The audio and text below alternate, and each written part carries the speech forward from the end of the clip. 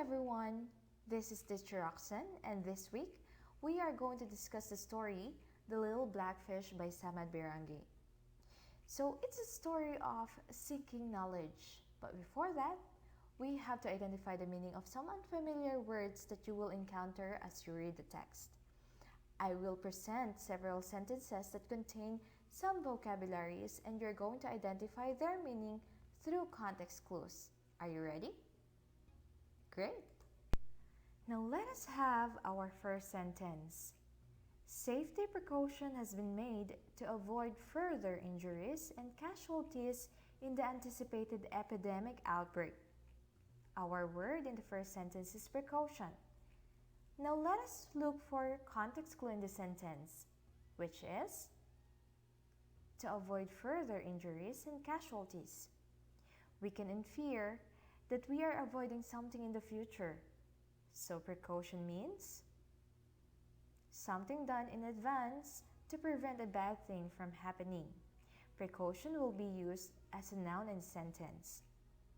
Next, the hypocrite's pretentious act ended when his colleague revealed his fraud. The word is pretentious, and our context clue in the sentence is hypocrite. So a hypocrite usually pretend for self-importance, right? So we can say that pretentious means exaggerated or with assumed importance. Now pretentious is an adjective used to describe someone or an act. Next, being pessimistic, Mr. Andrew trembled as he expected danger approaching. The vocabulary is pessimistic, while our context clue is he expected danger approaching. So we can say that Mr. Andrew is expecting negative in the future. So pessimistic means expecting the worst to happen. So pessimistic will be used to describe someone thinking negatively. Next, it is not my attitude to be meddlesome, but I want to state my point of view of your situation as an elder and your guardian. Now the word in the sentence is meddlesome, while our context clue is but I want to state my point of view of your situation. Now, if you're not in the situation and you're going to state your own opinion, you can be meddlesome. So what does it mean? It means given to interfering in an unwanted way. Again, meddlesome is an adjective used to describe someone interfering. I hope you can follow. Now let us move on to our next sentence. The librarian warned a group of students having a boisterous conversation. Our word is boisterous, while our context clue is librarian. Now the group of students having a conversation is inside the library, and they received warning from the librarian. So what do you think is the kind of conversation they are having? It is noisy and energetic. Alright, did you get it? Great. Now let us move on to the next sentence. As the leader of the organization, you have to avoid deceitful act to gain the trust of your members.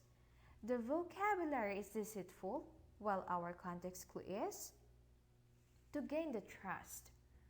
As the leader of the organization, you have to gain the trust of your members.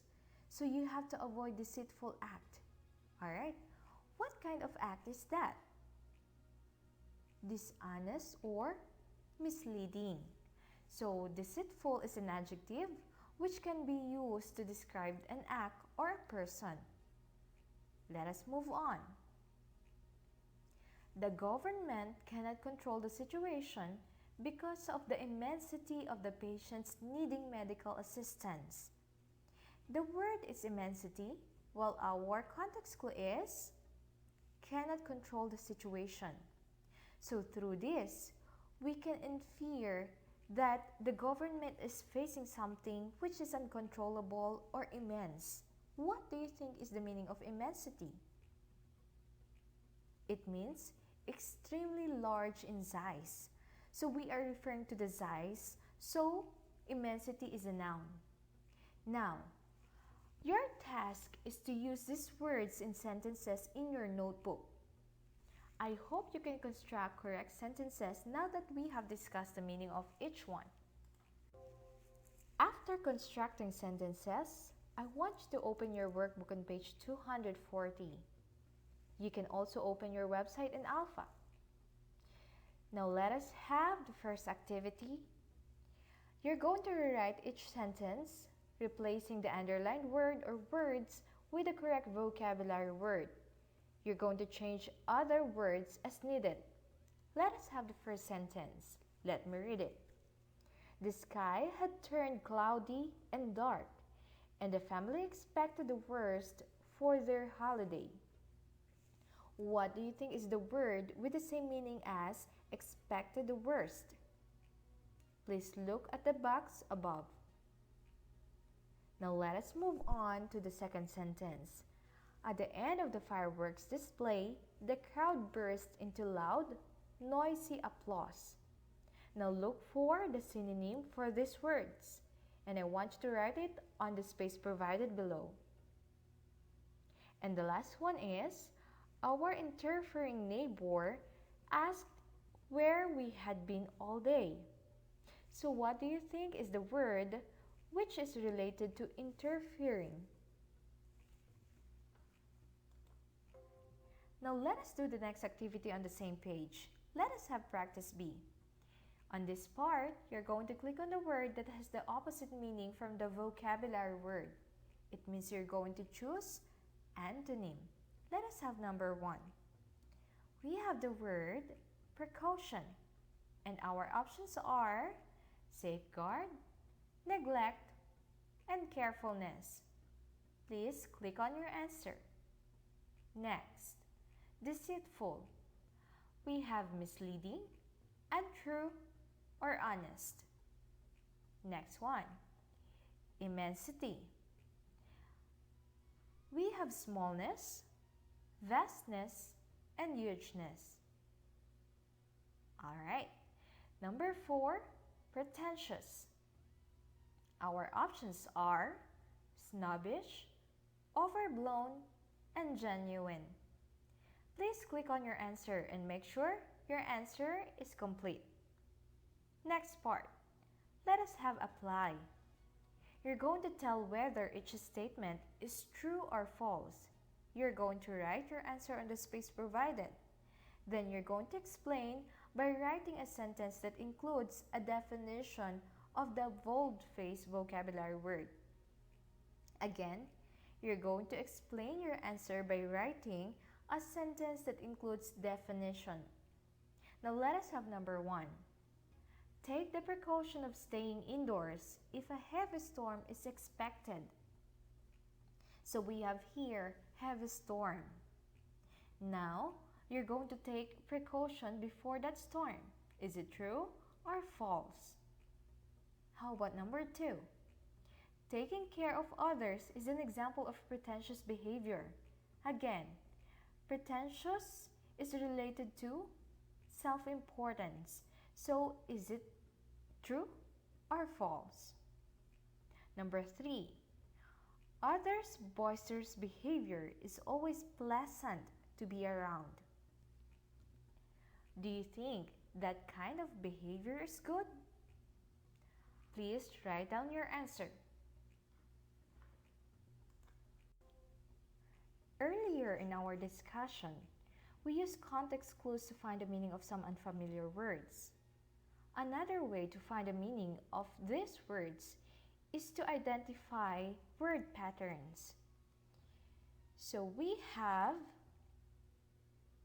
base words plus affixes.